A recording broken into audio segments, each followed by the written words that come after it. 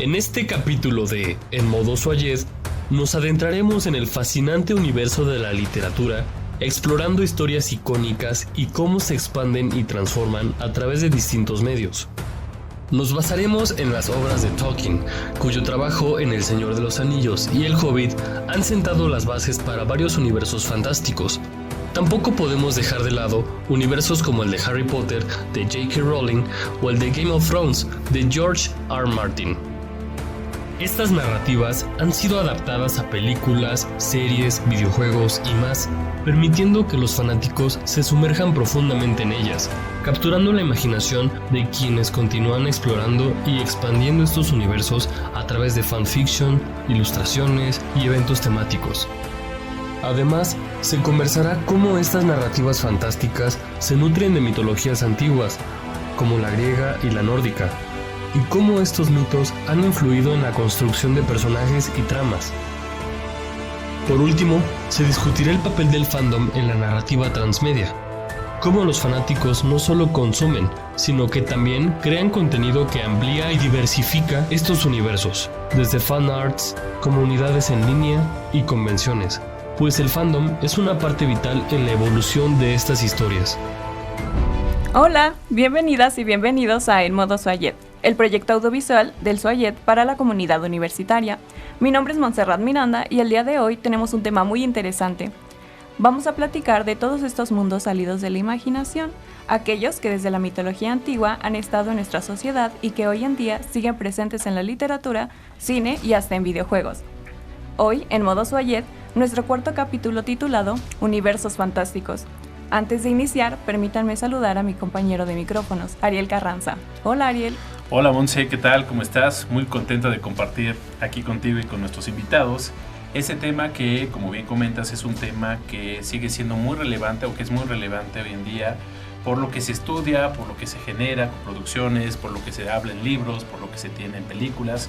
Y hoy vamos a estar hablando de este tema, sí de mucho fanatismo, sí de mucha pasión, pero también de mucho conocimiento que justamente con los invitados que tenemos el día de hoy queremos compartirles a toda nuestra audiencia que nos escucha aquí en Modo Soyez. Y hoy se encuentra con nosotros, primeramente voy a presentar al maestro Alencar Escudero, docente de la carrera de comunicación aquí en la FES Zacatlán. Alencar, muchas gracias por acompañarnos el día de hoy. Gracias por la invitación, muy contento de estar aquí y vamos por Frodo. Eso. Y bueno, también tenemos a nuestro segundo acompañante, el maestro Benjamín Martínez Rosales, quien es asesor en el sistema Soyez y docente en la carrera de comunicación en la FES Zacatlán. Muchas gracias, maestro, por acompañarnos. ¿Qué tal? Hola, ¿qué tal? Muchas gracias. Y bueno, si ya nos estamos empezando a poner la camiseta, pues entonces yo tendré que ir por Gandalf, ¿no? Y empiezan a agarrar su partido cada quien. Y también nos acompaña una verdadera fanática. No sé tanto del Señor de los Anillos, pero de Harry Potter sí, sabemos que sí. Alumna de diseño gráfico también aquí de la facultad, Ana María, mejor conocida como Ivy. Muchas gracias, Ivy, también por acompañarnos. Pues muchas gracias por invitarme aquí a platicar con ustedes. ¿Y de qué partido ya si tomaron a Frodo y a Gandalf? Pues no sé, creo que yo soy más Harry Potter. Sí. Go Ravenclaw. Go Ravenclaw. Bueno, como se darán cuenta, pues este tema pues va muy vinculado a todos estos universos que se han generado desde la mitología, de todo lo que ha pasado con la obra de Tolkien y todo lo que ha seguido posteriormente, que creo que es todo un mundo, toda una industria. Y hoy queremos abordarlo desde un punto de vista sí de análisis, sí de fanáticos, porque creo que se da para esto y creo que hay que empezar por el principio, ¿no? ¿Cómo surgen, cómo inician estos universos? Por ahí hablamos un poco de la mitología griega quizá, nórdica, ¿no? Uh-huh. ¿Dónde empezamos por este tema? ¿Dónde empiezan esas primeras, esa semilla donde empiezan este desarrollo de grandes personajes, épicos, batallas? Alencar, si gustas, por ahí empezamos. Gracias, pues es común, estas historias pues provienen de Europa, ¿no? Son muy populares en todo el mundo y sin embargo su génesis lo tienen en Europa, ¿no? Señor de los Anillos, Harry Potter, Game of Thrones, bueno, que ya es más norteamericana la producción, pero trae todo este background europeo, ¿no? Y Europa se ha caracterizado por esta parte de una mitología común, ¿no? En términos muy generales, cambiándoles un poquito el nombre, ¿no? Muy común entre griegos y romanos, ¿no? La latinización de los dioses griegos y ciertas características que tienen los dioses del panteón nórdico, pues se familiarizan, ¿no? Están ahí. Odín, que en automático pensaríamos, es Zeus, ¿no? Porque el padre de los dioses de la mitología griega, y no, porque Odín es dios de los muertos. Okay. ¿No? Pero tiene también ciertas características con Hermes, ¿no? El mensajero de los dioses griegos. Thor, pues, tiene ciertas vinculaciones con el propio Zeus, pero es Hércules, ¿no? Entonces vamos viendo cómo estos elementos tan comunes que existen para los europeos, ¿no? Esta identidad europea, más allá de que si soy español, si soy portugués, si soy francés, si soy alemán, es esta identidad sobre su mito, sus mitologías, ¿no? Y que finalmente encuentran más adelante con el cristianismo ciertos elementos de cohesión, ¿no?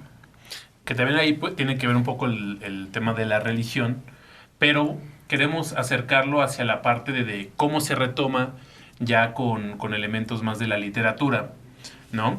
Entonces, si bien desde la mitología nórdica, griega, ya vemos esta construcción de personajes y su background histórico, ¿no? De qué es lo que representa cada uno, cómo surge cada uno, qué desarrollo tenían con la gente. ¿Cómo se retoma esto después ya en obras, quizá ya acercándonos al tema que queremos vincularnos con los universos fantásticos, con la obra de Tolkien, por ejemplo? Benja. Bueno, yo lo que creo en realidad es que más bien es una necesidad humana, ¿no? O sea, digamos, al tratar nosotros de explicarnos muchas cosas del mundo, ¿no? O sea, desde cómo se crea hasta varias conductas de las personas, pues nosotros tratamos de explicarlo creando este tipo de personajes que justo, ¿no? Por ahí luego estábamos ahí antes de que estuviéramos grabando, ¿no? Hablar de esta cuestión de los arquetipos, ¿no? O sea, empiezan a aparecer estas constantes que sucede, ¿no? Con este mundo, pero si se fijan, pues sí, o sea, digamos, las historias de las que estamos hablando sí surgen en Europa, pero realmente es una necesidad del mundo. O sea, vamos a pensar en el Popol Vuh, igual también ahí hay el viaje del héroe, ¿no? En donde incluso literalmente van al inframundo y de ahí tienen que hacer este proceso de crecimiento. Pasa lo mismo con el mito de Quetzalcóatl, en fin, ¿no? O sea, igual si nos vemos hacia Oriente seguramente encontraremos ese tipo de cosas. Entonces realmente lo que nosotros estamos tratando de encontrar ahí son una especie como de explicación de por qué nos comportamos como nos comportamos. Y entonces eso siempre va a hacer que nosotros creemos estas historias en donde se confrontan tanto los valores positivos como los negativos que nosotros, desde nuestro punto de vista moral, ¿no? Son existentes pues en una determinada sociedad. Entonces, de ahí es en donde se retoman estas ideas y se crean, ¿no? O sea, por ejemplo, justo en El Señor de los Anillos podemos encontrar, ¿no? Todos, pues ahora sí que los seguidores de Ilúvatar y Eru, ¿no? O sea, que son los buenos, ¿no? Y tenemos a todos estos que son los valores negativos, que son pues los seguidores de Morgoth, de una u otra forma, ¿no? Entonces, ahí es esta confrontación entre las ideas, ¿no?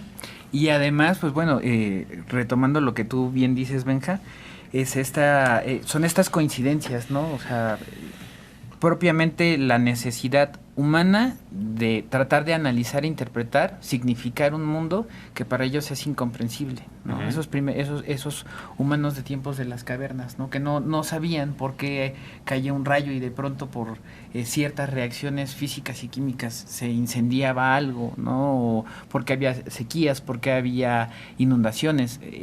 Finalmente, crear las mitologías es ese primer intento de la humanidad por decir, esto ocurre porque existe una relación entre seres divinos, buenos, malos, monstruos y demás que están interactuando con nosotros, ¿no? Que incluso nos crearon para rendirles culto. Ahora, regresando al punto que yo planteaba inicialmente, Tolkien, pues gran lingüista, ¿no? Porque aparte no solo se le ocurrió la grandiosa idea de diseñar esta épica, ¿no? Porque es toda una novela épica en donde nos habla, yo siempre he pensado, ¿no? Es la mitología nórdica, pero es el cristianismo, son muchas cosas, ¿no? Finalmente, la existencia de Eru, que finalmente solo quienes hemos leído los libros sabemos la existencia de ese señor, ¿no? O de esa deidad, porque, y de todos los Maiar y los Valar y todas estas cuestiones.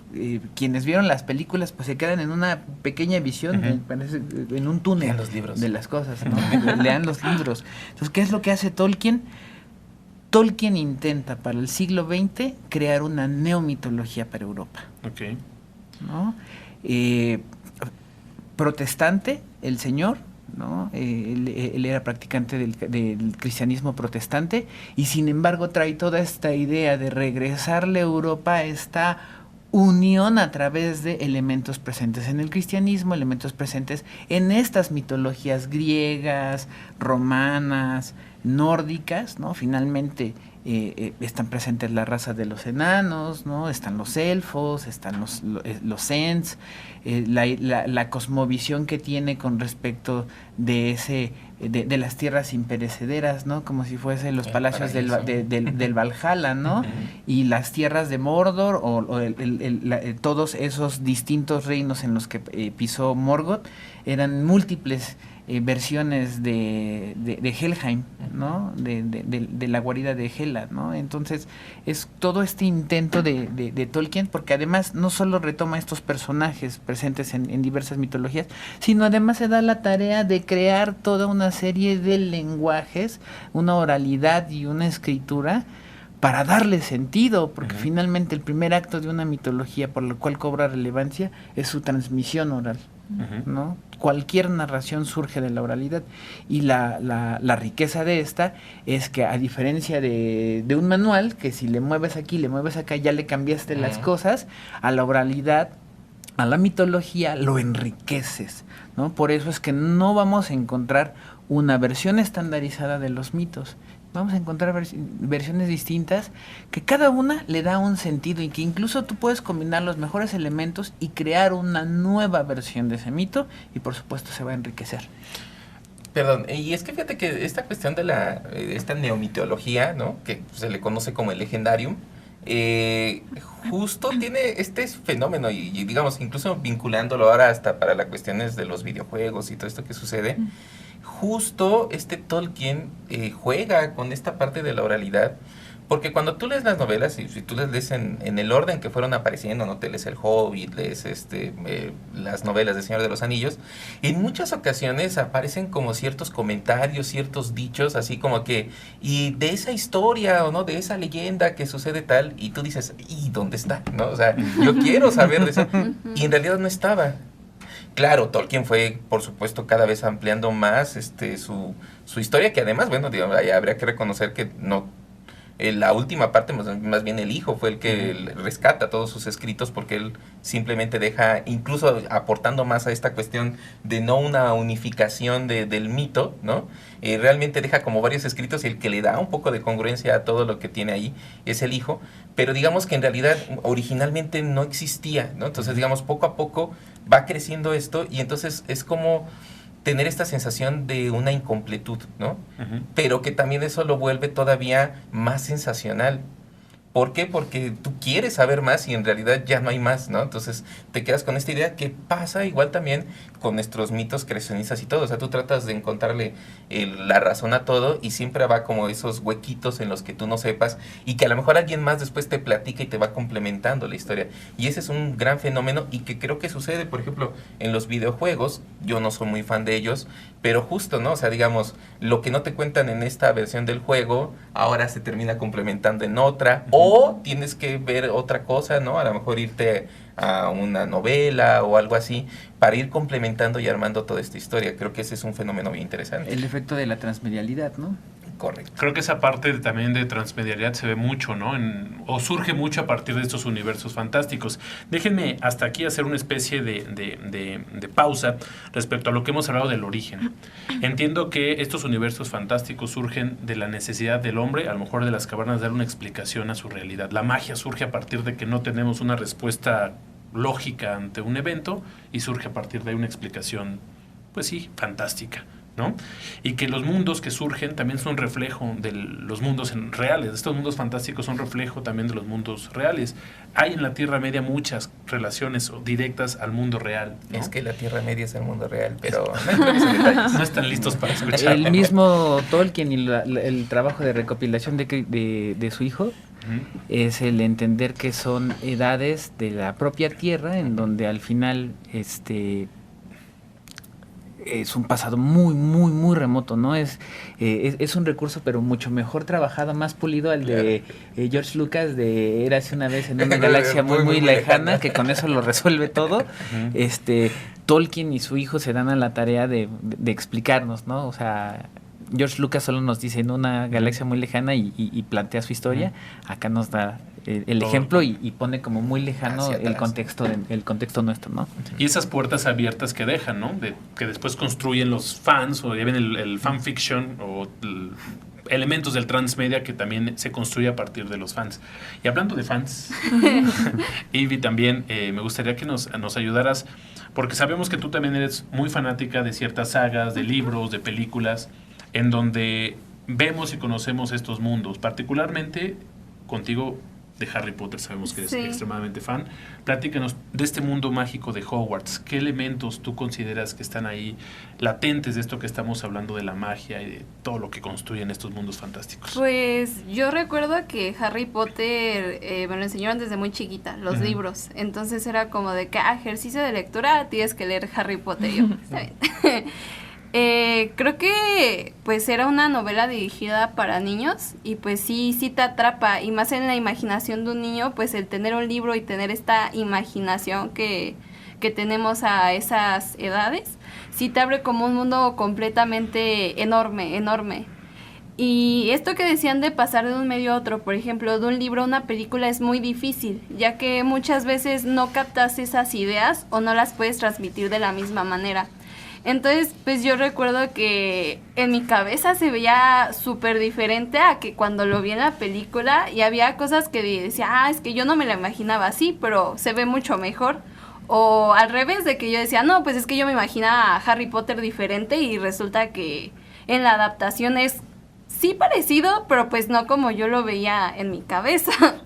Entonces creo que sí, todo esto de la magia, incluso crear mundos específicamente para esa historia y meterte tú en ese mundo es muy importante. Como lo decían con Tolkien, él hizo, creo que fue en Nueva Zelanda, no recuerdo bien, que fue a ver como los paisajes que había, y en eso se inspiraba para las películas. Pero sería Peter Jackson. Peter, Sí, para la grabación, ¿no? Por supuesto, ¿no? Sí. De hecho, creo que es gran parte, ¿no? O sea, fue un buen tino, ¿no? Esa magia, ¿no? Sí. Que finalmente esos escenarios que se salen, o sea, difícilmente los encuentras en otras partes del mundo, ¿no? Entonces, es muy adecuado esa selección de escenografía, ¿no? De escenarios para una producción del tamaño del Señor de los Anillos. Sí, porque en ¿no? una sola locación Pero grabaste finalmente, muchas, ¿no? el epicentro de estas historias en el caso de Tolkien, y creo que también se ve reflejado en el caso de Harry Potter, es el contexto inglés. Sí. ¿no? El contexto inglés, ¿no? ¿Por qué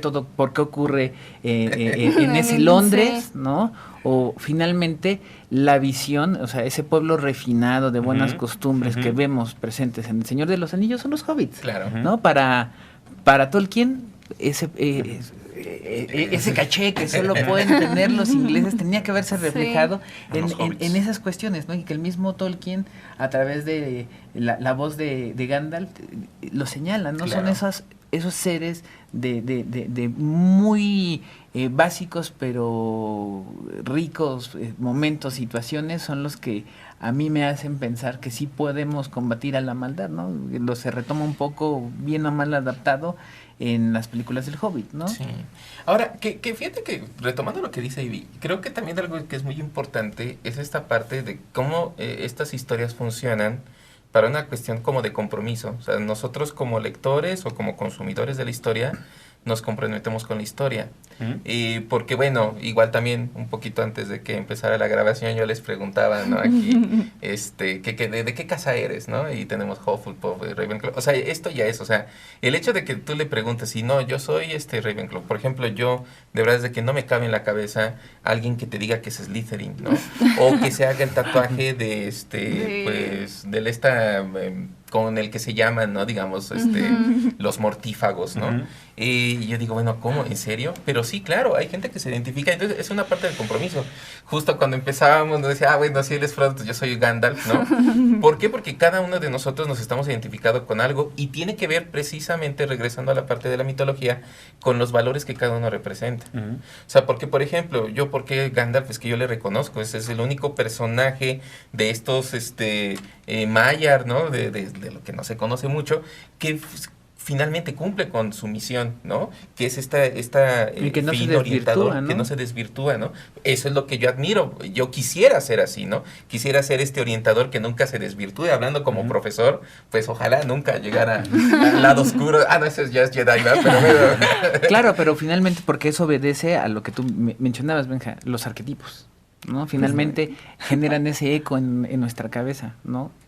El viejo sabio, ¿no? Que vamos a ver siempre reflejado. Obi-Wan, Dumbledore, el mismo Gandalf, ¿no? Estas figuras de los viejos sabios que toman bajo su tutela al personaje principal y es el que los lleva hacia el inicio de estos periplos, ¿no? El que les deja esa enseñanza, esa huella de, pues bueno, yo te abro la puerta, pero tú decides cruzarla, ¿no? Claro. O que le dice, no te aventures a generar juicios, ¿no? Finalmente tú no sabes si esto hubiese pasado, cuáles serían las consecuencias hacia un futuro, ¿no? Finalmente lo va mencionando estos viejos sabios, ¿no? El ayudante, la damisela en peligro, el héroe, la sombra, ¿no? Que están ahí presentes y que al final en nuestro día cotidiano siempre nos acompañan, claro, ¿no? Y nos hacen ver, por ejemplo, desde la perspectiva del alumno, pues el profe manchado es ese villano, sí, ¿no? Es el antagonista, el que nos pone todas las trabas. Es Sauron. El que no debe ser nombrado, ¿no? Es el emperador, es el que no debe de ser nombrado, ¿no?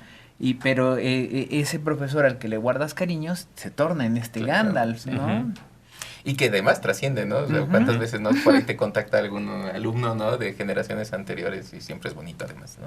Sí. Claro. Y retomando lo que dicen, por ejemplo, los apodos, también como Voldemort, de que, no sé, algún ex, le pones de que Voldemort porque es el Voldemort. inmencionable. Claro. Y igual retomando Bueno, un poco hasta la lo que política, decía, ¿no? Sí. lo que decía Ariel de esta parte de los fans, yo recuerdo que una vez vi un video como de 2 horas de cómo reconstruían el castillo de Harry Potter en 3D basados en las escenas de películas. Y había como incongruencias de que no, pues es que esta parte se mostraba aquí, pero resulta que en la otra película es totalmente diferente. Entonces siento que eso igual llega a romper un poco como este hilo que llevábamos de las películas y de repente, es que ya no es el mismo castillo, o sea, es el mismo lugar, pero se ve diferente.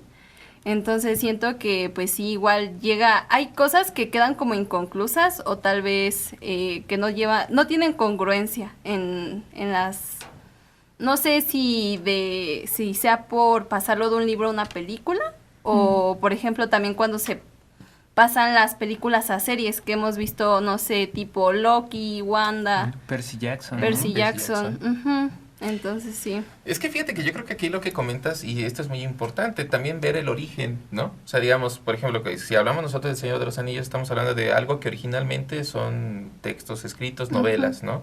Igual pasa con Harry Potter. Y entonces cuando ahora lo traduces a otro lenguaje, el cinematográfico, llega a tener estas complicaciones, sobre todo en cómo se hace. Y aquí ya también tiene que ver la parte de la mercadotecnia. ¿Por qué? Porque imagínate, como experimenta, de hecho, me parece que irrepetible, ¿no? Está lo del Señor de los Anillos, nuevamente retomando, ¿no? Pero ahora como las películas, Peter Jackson tiene esta idea muy loca para su momento, en donde dice, vamos a hacer el Señor de los Anillos.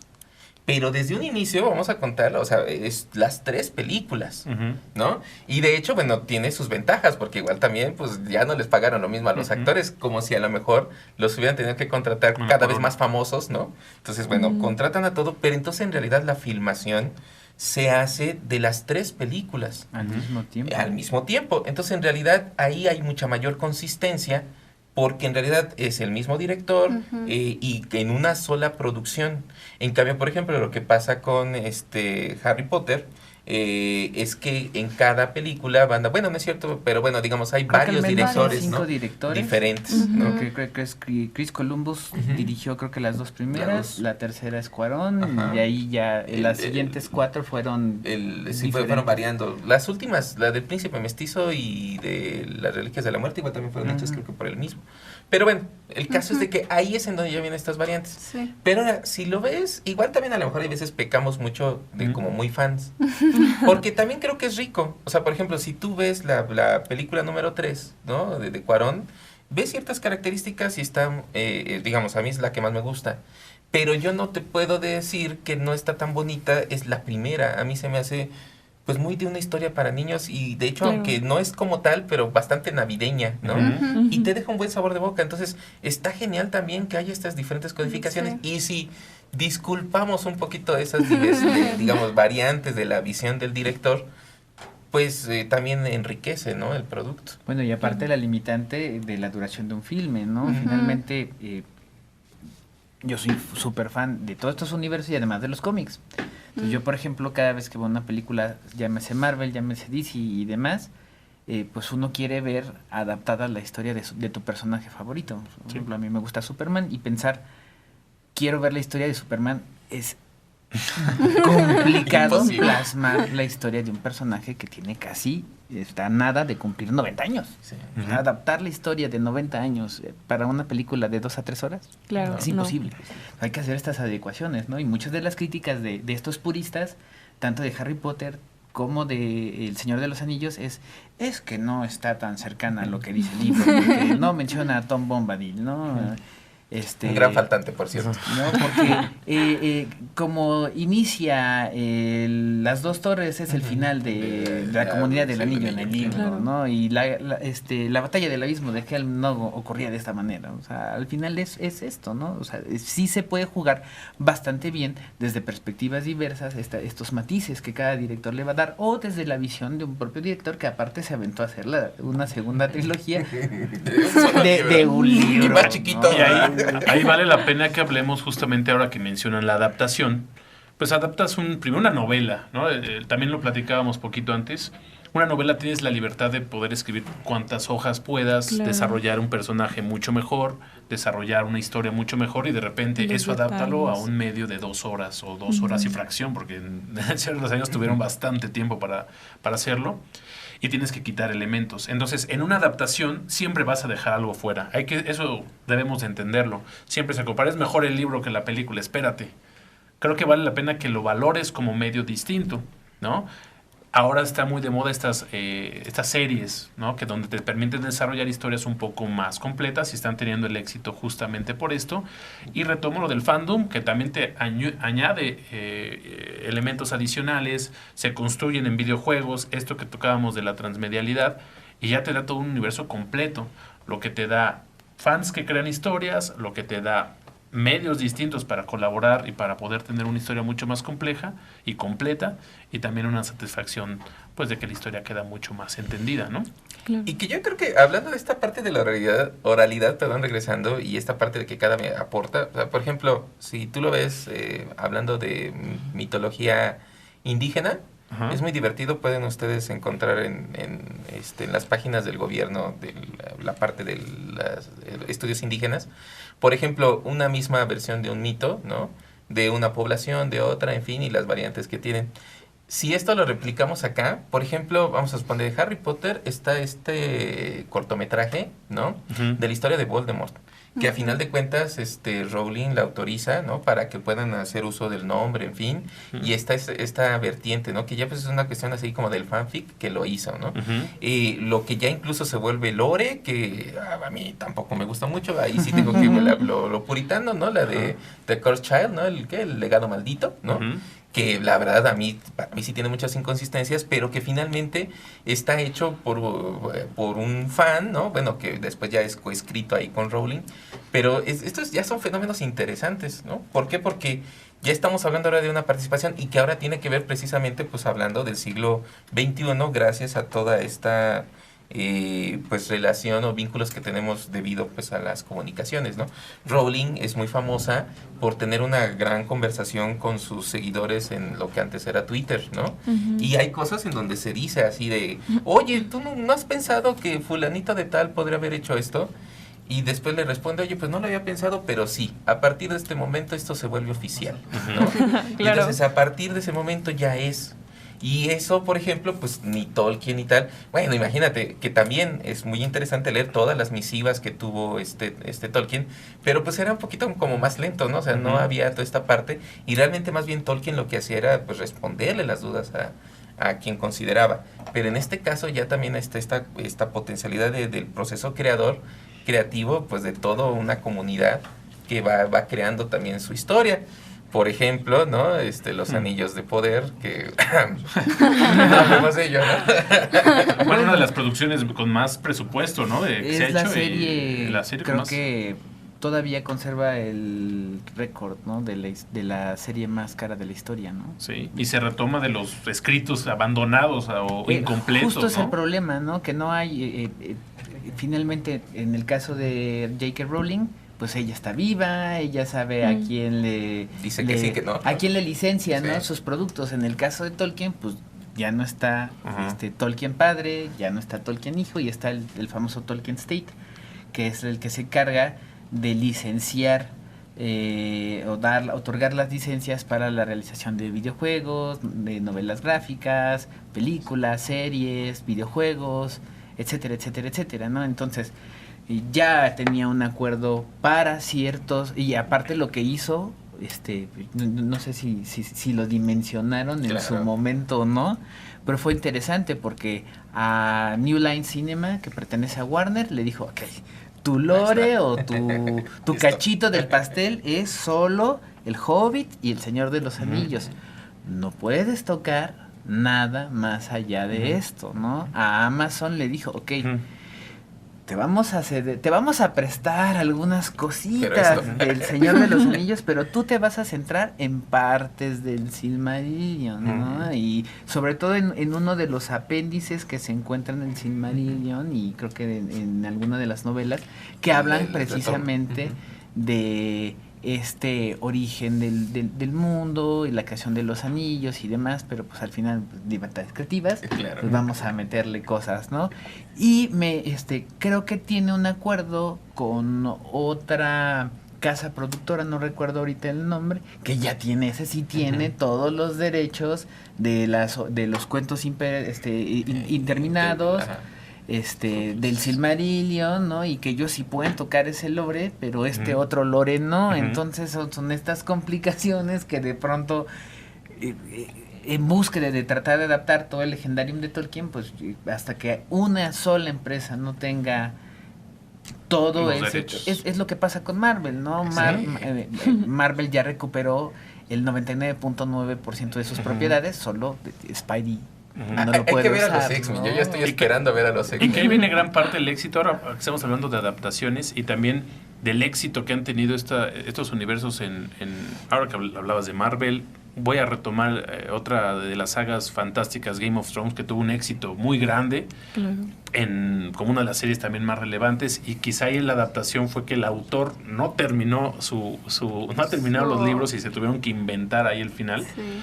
Pero qué relevante ha sido también este universo en, digamos, la cultura pop, en la cultura actual, en la cultura popular, porque esto antes era a lo mejor algo muy de un pequeño círculo, de intelectuales, de nerds, de frikis, lo que quieran, y actualmente con la compra de Marvel por parte de Disney, se vio que el universo de cómics, que era de un grupo muy particular, ahora se expandió a pues un nivel increíble, ¿no? Game of Thrones lo mismo, el propio Señor de los Anillos. ¿Qué está pasando? Y además esta parte que también mencionan sobre el contacto que tienen ahora el fandom con los autores, ¿cómo cree que vaya a evolucionar esta parte de el futuro de la mitología, de la fantasía que hay detrás de estas obras? Bueno, hablando de esa aportación, yo creo que es que siempre ha sucedido, la intención, más bien lo interesante es que como en cada contexto, cada situación, se va aprovechando lo que hay. O sea, digamos, por ejemplo, en la construcción de la mitología, así digamos, si nos vamos a que nosotros somos los hijos del quinto sol, no es que una persona te haya contado la historia, es la conformación de un pueblo y cada quien le fue aportando, ¿no? A construirlo. Nada más que ahí la situación era que era una transmisión mucho más oral, ¿no? Se fue contando y de hecho por eso existen diferentes pues versiones, claro, ¿no? En este caso, ahora ya pues sobre todo con redes sociales, tú le puedes hablar y puedes conversar, aunque sea a lo mejor un tanto unidireccional, ¿no? Le puedes estar en contacto con el creador, ¿no? De las historias, y entonces, bueno, esto pudiera aportar, pero además también es que la propia comunidad va creando cosas. O sea, de hecho, pues existen, ¿no? Estos foros, ¿no? Reddit, bueno, está lleno de esto, ¿no? Sí. En donde se platican todas las teorías y todas las propuestas que pudieran suceder, y esto le da un crecimiento porque incluso en algunas ocasiones hasta ya trasciende del propio autor. O sea, digamos, ya la parte de, o sea, es más, tú puedes ya decir esto, pero yo creo esto otro, ¿no? O sea, porque nosotros creemos que ya está ahí. Y entonces esa parte creo que es la nueva forma, ¿no? De una misma manifestación que tiene que ver con esa parte de la interacción que tenemos entre todos, ¿no? Claro, y bueno, hay que sumarle a que justo como lo decía Benja, estamos en el siglo XXI, un siglo que a partir de la convergencia tecnológica, es decir, en donde en un dispositivo tienes la posibilidad de lo audio, lo video, lo textual, la imagen, es lógico y es natural que tengas estas conversaciones, ¿no? Porque finalmente, lo mencionaba Benja, Tolkien le respondía a ver si le daba el tiempo, no me acuerdo del episodio de Los Simpsons, ¿no? De Ringo Starr, que cuántos años tardó en responderle la carta a Marge Simpson, ¿no? Lo mismo le pasaba a Tolkien, ¿no? Incluso las propias comunicaciones que Tolkien tenía con C.S. Lewis, uno de sus más grandes amigos, y que ellos rebotaban y estaban ahí peloteando ideas, uno para crear Narnia y el otro para crear El Señor de los Anillos, todo su legendario, pues era a destiempo, ¿no? Ahorita pues es la inmediatez. Ahorita nosotros, pues yo entro a Reddit o a otros foros, a otras comunidades, y yo puedo lanzar una pregunta o puedo mostrar un dibujo que hice y lo someto a la consideración de toda una comunidad de fans que pueden o no gustarle la idea que yo tengo, ¿no? Finalmente, en estos tiempos de la transmedialidad, incluso las mismas hermanas Wachowski, al crear Matrix, pues ¿qué fue lo que hicieron? Para plantear las historias que construyeron esa narrativa transmedia, fue meterse a los incipientes, a los nacientes foros de discusión, y de ahí pelotearon ideas y crearon sus secuelas, ¿no? Y crearon ideas que estuvieron plasmadas en videojuegos, en los sitios web, en ciertas interacciones, ¿no? Ahora que tenemos, ¿cuáles son estas otras partes del diálogo? Hemos visto Reels en Instagram o TikToks, o hemos visto estos videos cortos de YouTube donde estaba viéndolo otra vez, no sé qué película, y noté algo extraño, ¿no? Entonces, y nos van dando como pequeños spoilers o estas teorías de la conspiración dentro de las películas. Forma parte de este diálogo, de esta suma que tiene el prosumidor, porque ya no es el consumidor pasivo que está esperando a que el Canal 5, a ver si de pura suerte le va a pasar la película, ¿no? Como me acuerdo hace un par de años, cuando anunciaron con bombos y platillos el estreno de Avengers Endgame en Canal 7, entonces, oye, ya por favor. o sea, quien tiene Disney Plus la fue a ver, ¿no? O la tiene ahí y le pone play, o el fan tiene el box metálico muy bonito en su casa, ¿no?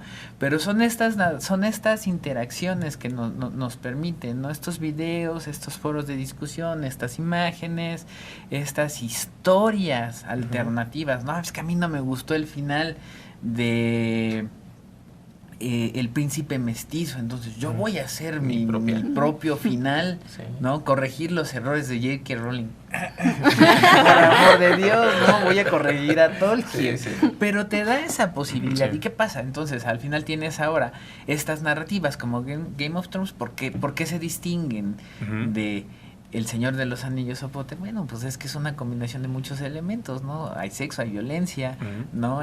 Aparte, pues, todo esto, o sea, es como una adaptación en las diversas casas que están dentro de Game of Thrones, pues es el conflicto mundial, Claro. ¿no? O sea, están peleándose por el trono de acero, Sí. pues por la economía mundial, ¿no? Pues puede ser un análisis incipiente. Hay dragones, ¿no? Ujú. Que De hecho, siempre ahí son con el tema de Game of atractivos, Thrones, ¿no? al final, pues no le gustó mucho a los fans, ¿no? Fue un No. final bastante malón. O sea, no, Apresurado. quítale mucho, no nos gustó. Ya quieren un final yo creo que a nadie. apresurado, Quieren proponer mal hacer uno nuevo, ¿no? construido. Ajá. Simplemente les ganó la codicia a Warner de Ujú. tenemos la serie número 1 en Queremos. ratings, queremos cerrar bien, pero pues cerraron mal, Sí. esa Sí. es la realidad, ¿no? Y así pasa con muchas producciones. Ujú. Te gana, Marvel construye sus primeras 3 fases de manera extraordinaria. Ujú. ¿Y qué le está pasando ahorita? Sí, Pues que justo. le ganó la codicia y empezaron a Ujú. crear producciones sin supervisión, esa supervisión extraordinaria que se había Exacto. hecho, ¿no? De, ok, sí, tengo varios directores con múltiples visiones de Pero estos esta no es la personajes, visión. pero tengo Todos una los visión desde una detalles, perspectiva. ¿no? Sí, justo iba para allá porque también el universo de Marvel cuando se empezó a expandir en series cambió muchísimo. Claro. Y parecía muy ambicioso y parecía muy bueno porque Ujú. metía más transmedialidad en otros, hasta en videojuegos que empezó a expandirse, Ujú. pero ya perdió justo esa esencia de hacia dónde va encaminado todo el proyecto, ¿no? Sí. Y es que fíjate que, por ejemplo, ahorita preguntabas la parte de lo pop, ¿no? Y de cómo es que se Ajá. incorpora y tal. Yo creo que tiene mucho que ver con la parte también mercadotécnica. ¿Por qué? Porque, o sea, si tú le preguntas a un fan de corazón, por ejemplo, de los cómics, ¿no? Y tú ves al personaje de Iron Man, ¿no? Tú ves al personaje de Thor. Te va a decir, es que no cumple con todas las características que realmente yo puedo ver en el cómic. Entonces digamos que sí suavizaron algunas cosas, eliminaron algunas para que fueran todavía mucho más afables. Es por eso, me parece, que no ha tenido tanto éxito DC, porque de por sí ya sus personajes son mucho más oscuros, siento yo, más Ujú. complejos, y entonces pues cuando los quieres poner en pantalla pues, se ven muy caricaturescos y les quitas Bueno, elementos, el ¿no? problema en DC es que son dioses, Sí. ¿no? De hecho, Ujú. parte del trabajo que está haciendo ahorita James Gunn, Ujú. que titula muy bien a su primera fase, ¿no? Copiándole a Marvel, es Dioses y Monstruos, Ujú. ¿no? Los personajes de DC Ujú. Comics son el panteón de los dioses griegos, ¿no? Sí. El dios solar, Apolo, la diosa, un poco Wonder Woman entre Artemisa, un Ujú. poco entre Demeter, un poco entre Atenea, ¿no? Batman es Hades, por Ujú. supuesto, Flash es Mercurio, Hermes, ¿no? Linterna Verde, pues por ahí tienen como que ciertos, o sea, son estos dioses todopoderosos, pues que al final, o sea, salvo la kriptonita o ciertas Ujú. cuestiones, pues son infalibles, ¿no? Ujú. ¿Y qué hace Marvel? Que Pues tenga es la- mamá Marta. es- también. exacto, es la humanización de sus personajes, ¿no? Sí. Y que bien lo menciona Benja, pues sí, Marvel Disney en este universo cinematográfico, pues que vamos a matizar, ¿no? Ujú. Entonces no menciono que Tony es un halcónico en recuperación, ¿no? Exacto. Claro. No menciono que Thor, sus múltiples orígenes y bla, bla, bla, bla, bla, ¿no? Ujú. O sea, que Steve Rogers sí fue agente de Hydra, Ujú. ¿no? Cosas por el Marvel estilo. o DC, así rápido, así vamos a ponerlo. Marvel o DC. Marvel. Marvel, Pues es que si yo nada más veo las películas Marvel. Marvel. Yo Tú soy sí DC, DC. yo ¿verdad? soy DC Sí, Comics, DC. sí, la verdad. Marvel o Híjole. DC. Igual por las películas, Marvel. Marvel. Y creo que se le ganó un poquito ahí en el tema cinematográfico, aunque hay películas de DC, Muy buenas sobre todo las de también. Batman, estas que Sí. se trabajaron.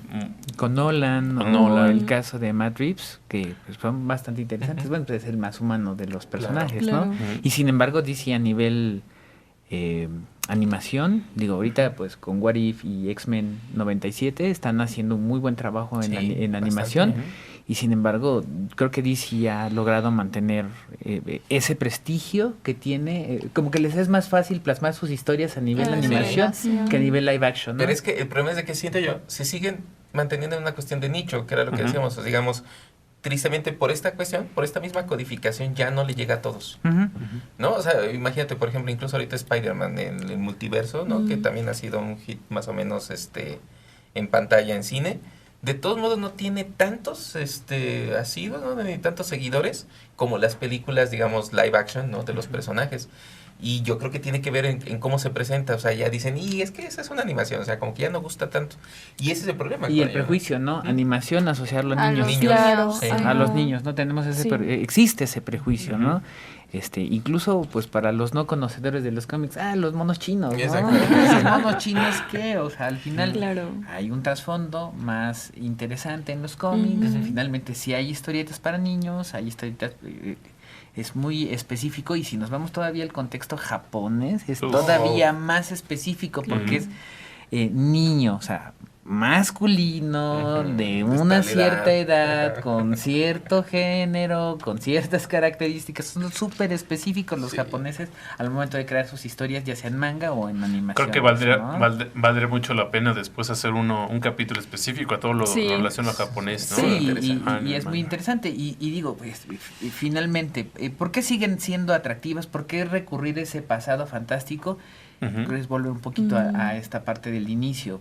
Forma parte de esa codificación adeínica, ¿no? Que está ahí presente en nuestro ADN, esa necesidad de historias que nos, o sea, historias apasionantes, o sea, apasionadas, ¿no? O sea, y yo no quiero, o sea, a mí me entristece agarrar un periódico o ver un canal de noticias y ver que los líderes mundiales están peleando finalmente por recursos, ¿no? Yo prefiero ver esas historias donde los buenos, las personas de esos buenos valores que me motivan a ser mejor persona, van a ganar. Sí. Además, ¿no? con las que te Claro. identificas también, Pues lo volviendo que un decía- poco a arquetipos, ¿no? Exacto, ¿no? Ujú. Entonces justo lo que decía Benja, pues yo no entiendo, o sea, digo, se vale, ¿no? Ujú. En Chile hubo unas manifestaciones en 2018 que coincide con el estreno de la película del Joker, y justo en esas manifestaciones por los incrementos en las alzas Violencia. de el costo del boleto del Sí. metro, Ujú. se hicieron unas manifestaciones que brillaron a reescribir la Constitución. Bueno, en esas manifestaciones los manifestantes salían maquillados como el Joker. Claro. Ya no es el héroe, ¿no? Para algunos no es el héroe, es el antihéroe, es el villano, ¿no? Se vale. Pero yo creo que el éxito de muchas de estas historias es eso, o sea, es tratar esta visión un poco maniquea de las cosas, el bien contra el mal, ¿no? Los buenos valores contra la maldad.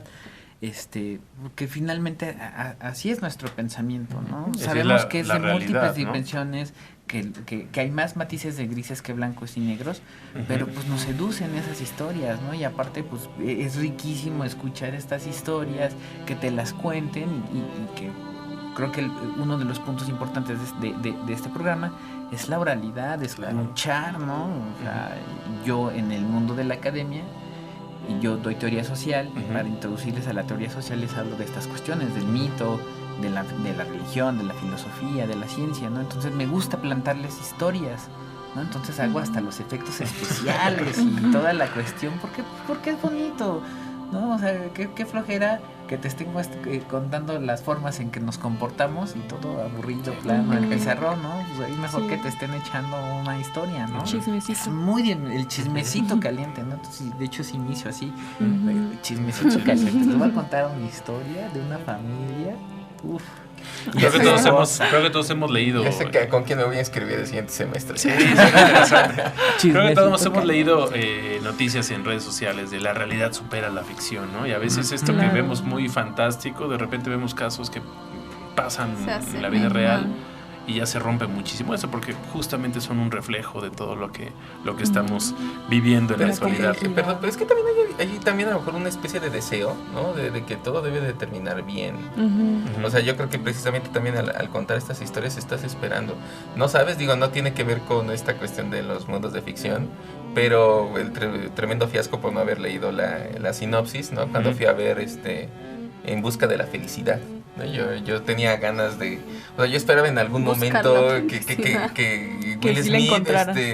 estuviera feliz, ¿no? Y que al final sea, y este era este es mi momento de felicidad. Dices, no manches, o sea, ¿por qué me hiciste verte sufrir tanto, no? O sea, uno siempre como que en su mente trata de encontrar estas partes buenas, ¿no? Entonces, por ejemplo, en toda esta historia de Marvel, o sea, al final aparentemente el malo, no Thanos, además un villano un tanto interesante en la cuestión de su estructura, ¿no? De cómo está armado, termina aparentemente ganando, incluso en la segunda película aparentemente está ganando, ¿no?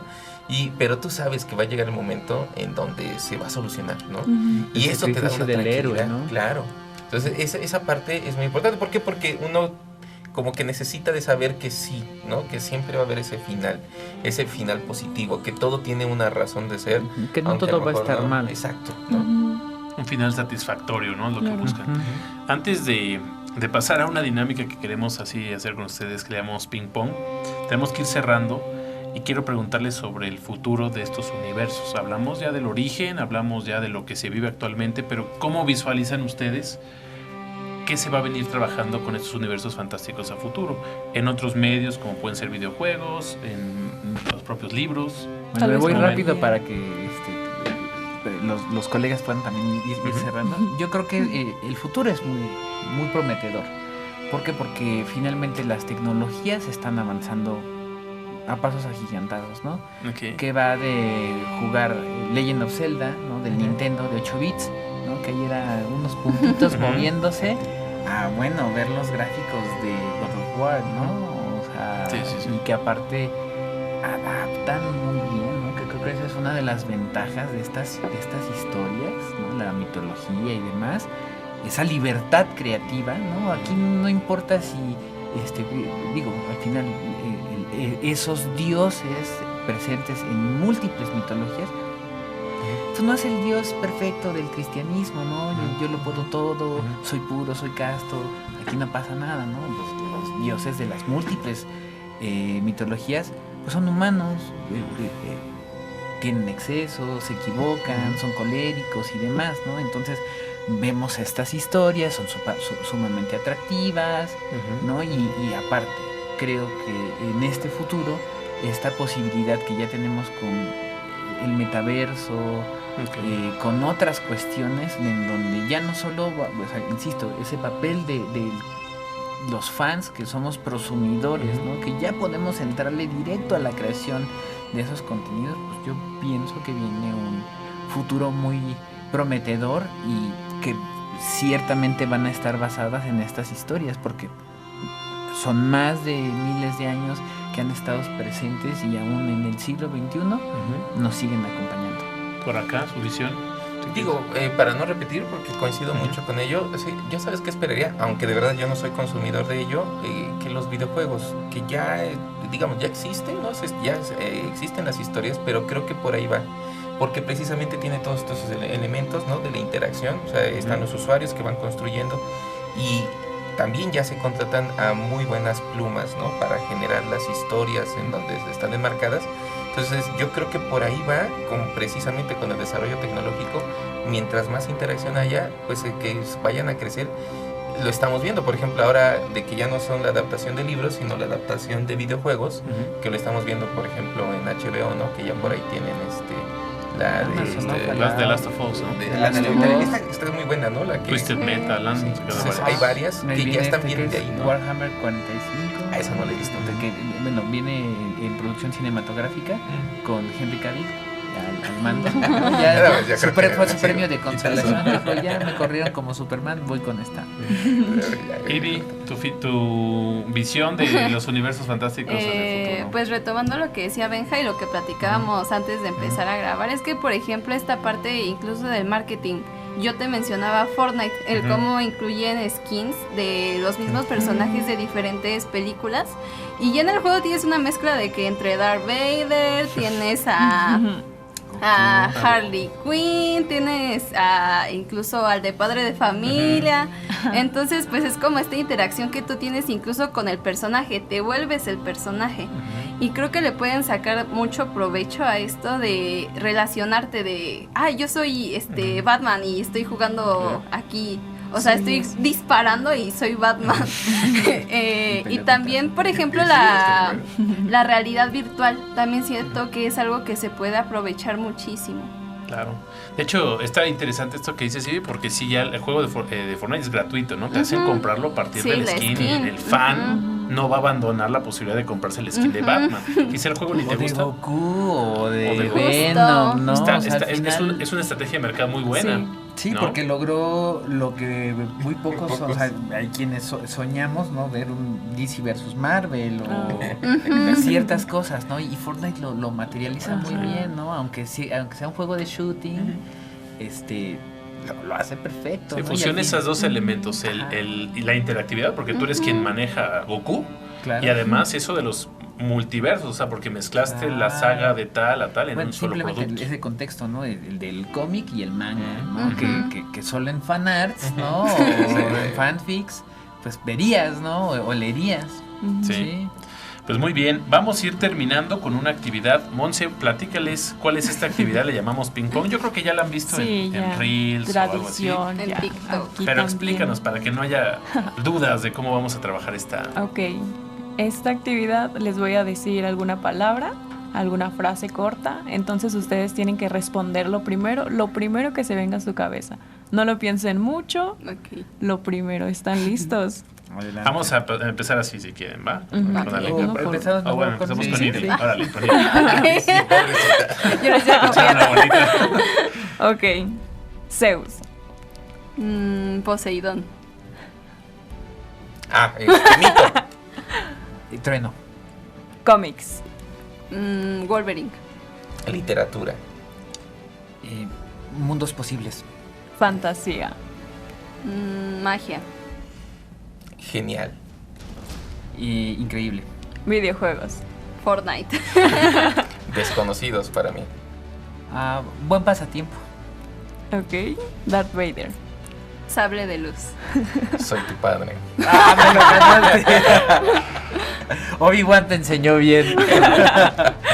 y finalmente, historia fantástica favorita. Los Juegos del Hambre. El Señor de los Anillos.